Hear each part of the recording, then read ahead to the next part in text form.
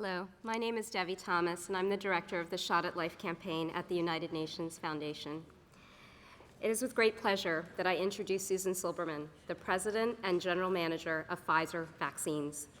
Susan Silbermann is the president of a business unit within Pfizer, one of the world's premier innovative biopharmaceutical companies, which brings medicines and vaccines to patients that significantly improve their lives. In her role, Susan oversees a global business and is responsible for the commercial development of a visionary pipeline of preventative vaccines to meet unmet medical needs and treat serious or life-threatening conditions. As part of her role, Susan leads a team that partners with government and global civic organizations to maximize Pfizer's impact on public health. Pfizer is proud to partner with Gavi, the Vaccines Alliance, to together create a goal to protect the world's most vulnerable children through a sustainable vaccine program.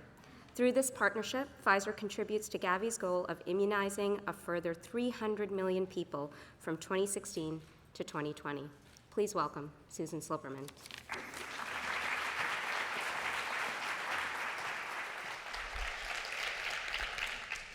So can I have your help for a minute?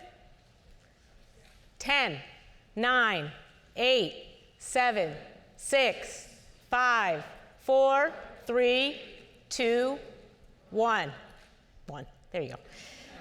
So in the 10 seconds that we counted down together, a skilled healthcare worker could have administered a vaccine.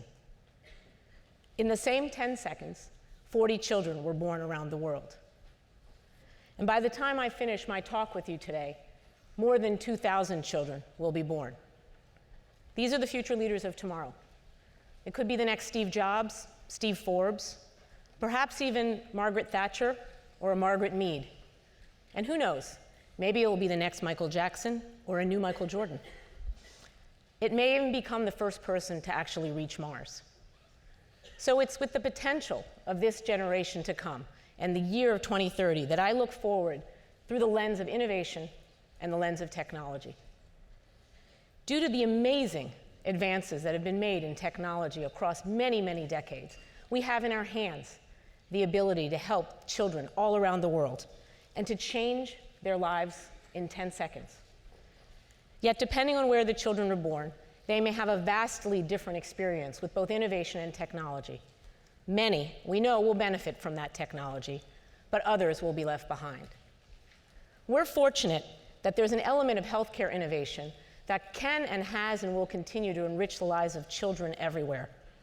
Advances in immunization will vastly improve the lives and the quality of the lives of the more than 2,000 children that will be born before I finish speaking, and the 2 billion who will be born by 2030. What I'd like to ask you today is that we make certain that everyone, everywhere, has access to high-quality health care. And we can start now with vaccinations.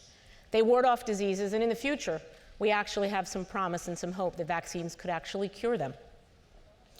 Behind clean water, we know that vaccination is the single most important healthcare investment in history.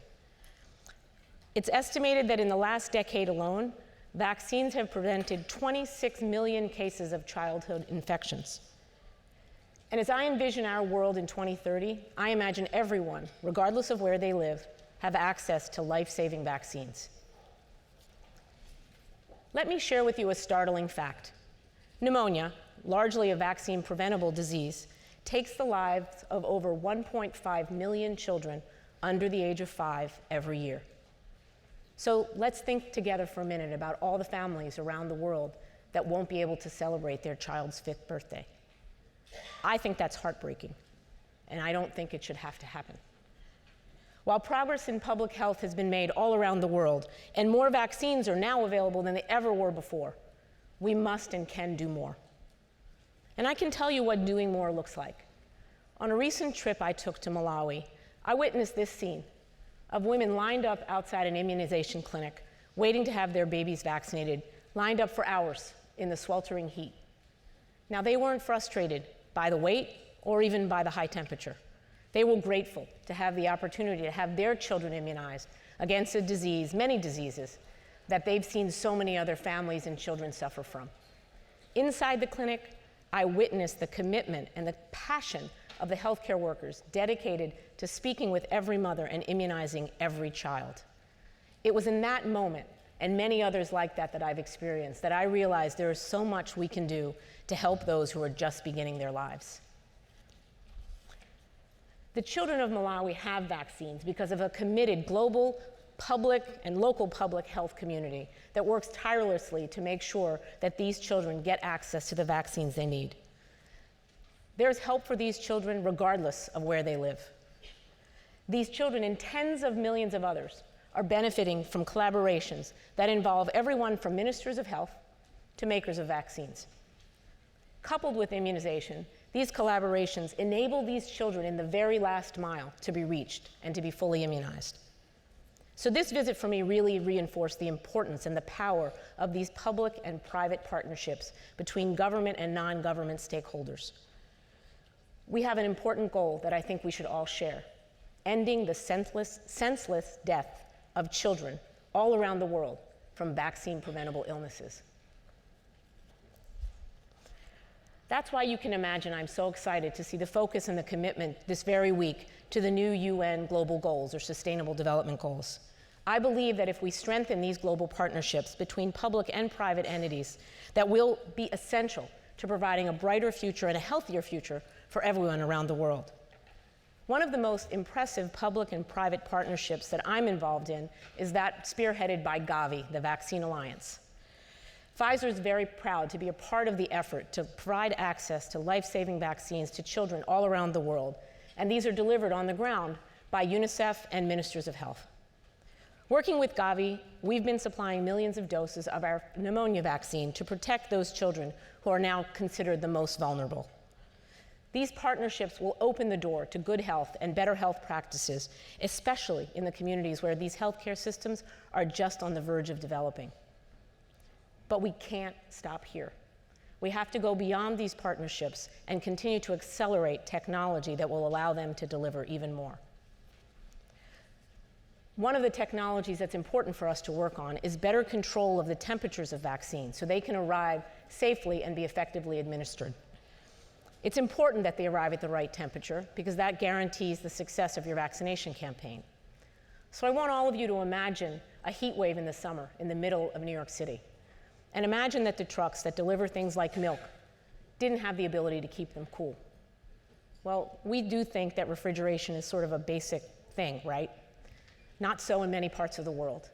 In many of these nations, the average temperature is hotter than a heat wave, and refrigerated trucks are few and far between.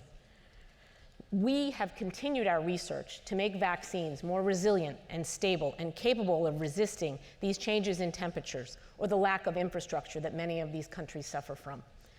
This is so critical in the developing world because we know these barriers to access can be the ones that keep that child from being vaccinated. Think also about the innovation around mobile phones. Look how they've changed in the past few years. They're certainly much thinner, and they certainly do a lot more than what they've done in the past. We're also innovating around vaccines. I want you all, if you can, to take a look at this vial. Today, it contains a single dose of our vaccine, and it will vaccinate one child. Soon, it will be able to vaccinate 4 children. Multiple doses in a single vial reduces refrigerated storage space, reduces wastage, refrigeration costs, shipping costs, and all while enabling more children to be vaccinated more efficiently and more quickly. So in an instant, this one vial can touch the lives of so many people. Just like your new phone that can now make a call and send a text and take a picture of your puppy and tell you where is the best pizza in this neighborhood.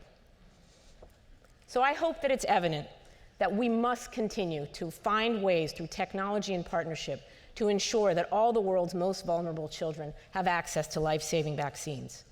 By using the advances in technology I know we have in our hands, and we will have so many more in the next 15 years, and that will help us also acknowledge the realities of the countries that we're working in.